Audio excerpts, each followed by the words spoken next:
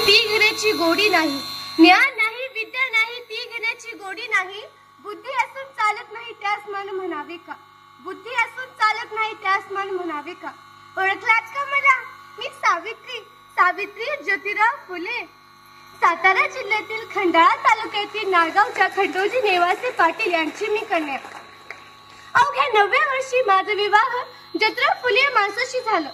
पण हळूहळू मला कळायला लागली की ज्या माणसाशी माझं लग्न झालंय ना ते सर्वसाधारण माणूस नव्हे, तर या जगाला ऊर्जा देणारे क्रांती सूर्यच आहे. त्यावेळी बाईला उर्मा ओलांडण्याची पद्धत नव्हती. बाईच्या जातीने कसं आपण बरं, आपलं घर बरं आणि आपल्या घरातली चूल. स्त्री पुरुष निश्चय अशा लय भेदभाव होता. या सर्वावर एकच उपाय होता, तो म्हणजे शिक्षण. शिक्षणाचा ध्यास एकच खोज होते ज्योतिरावांच्या मनात.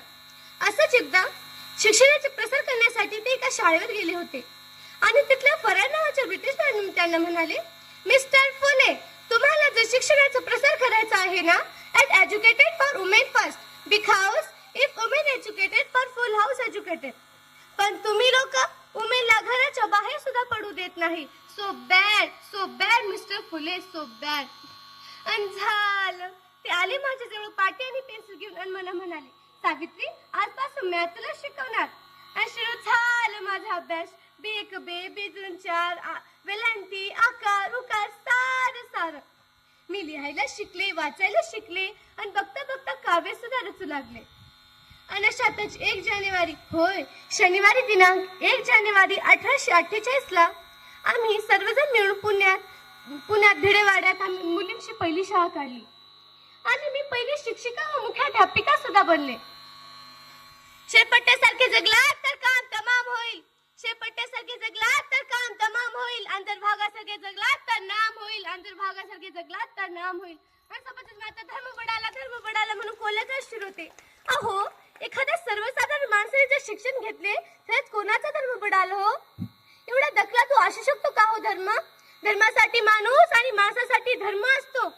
शाळेत जाताना शेण टाकले मी सहन केले, वाटेत जाताना दगड टाकली मी सहन केले, शिवाय दिल्या थुकल्या तरी मी सहन केले. पण आता माझ्या सहनशीलतेचा अंत झाला होता. असंच एकदा मला एक वाटेत धटीकर माणूस घडतो आणि मला म्हणतो, ए तेवढे कुठे निघालीस? अगोदर आमच्या पोरीना बाईना शिकवणं बंद कर. तुला तुझी अब्रूक प्यारी आहे की शिक्षण? कदाचित त्यांना माहित नसावं की आम्ही पण ज्योतिराव परिवारांच्या पत्नी आहात. असंच एक हात उठवला आणि सनकन त्याच्या कानाखाली वाजवलं आणि सुनावलं, आता आला आहेस ना तर थोबाड फुटले आणि जर पुन्हा आलास ना तुझ्या रक्ताने धरती रंगवेन. स्त्री कोणत्याही जातीची किंवा धर्माची असो, ती अगोदर पासूनच अन्यायाची बळी ठरत आलेली आहे. अहो, अगोदर जर एखाद्या स्त्रीचा नवरा मेला तर ती सती व्हायची हो. आणि जर एखाद्या स्त्रीचा नवरा मेला तर यात तिचा काय दोष असतो? म्हणून आम्ही आवाज उठवला, इंग्रज सतीकडे मागणी केली आणि इंग्रजांनी सती प्रथा बंद केली. आणि विधवाबाई काशी यांच्या मुलाला हातात घेतलं आणि त्यांचं नाव ठेवलं यशवंता. त्याच्या धरूक पायनं आपल्याकडे कसं भरून जायचं. त्याला वाढवलं, मोठं केलं, शिकवलं आणि डॉक्टर सुद्धा बनवलं. पण पुण्यात एकदा प्लेटची साठ साठवली होती. वाटेत गाटेत लोक पट मरू लागले होते. तेव्हा मी यशवंताला सांगितलं, यशवंता, आता आपल्या लोकांनी हॉस्पिटल उभारायला हवं. त्यामुळे यशवंताला हॉस्पिटल सुद्धा उभारलं. तेव्हा रुग्णावर मी उपचार करत होते. पण प्लेट हा संसर्गजन्य होता. हा कधी ना कधी मला होणार होता, यशवंताला होणार होता. पण मुळी आम्ही जगलो समाजासाठीच ना. जर या समाजासाठी आम्हाला जर मरण पत्कारलं तरी मरणात तुझं स्वागत आहे रे. मी सावित्री होऊन सावित्री बाई बनले. मी सावित्री बाई होऊन सावित्री माई बनले. आणि आमच्या बघता बघता 18 शाळा सुरू झाल्या. सती प्रथा, केशव प्रथा, बाल रूढ परंपरा यांच्यावर विरोध केला. पण मुळी आनंद होता की यांच्यामुळे आमच्या आईबाच्या शिकण्याचा. मुळीच म्हणे, विद्ये विना मती गेली, मती विना नीती गेली, नीती विना गती गेली, गती विना वित्त गेले, वित्ता विना शुद्ध घातले. असा अनर्थ एका विद्येने केले, असा अनर्थ एका विद्येने केले.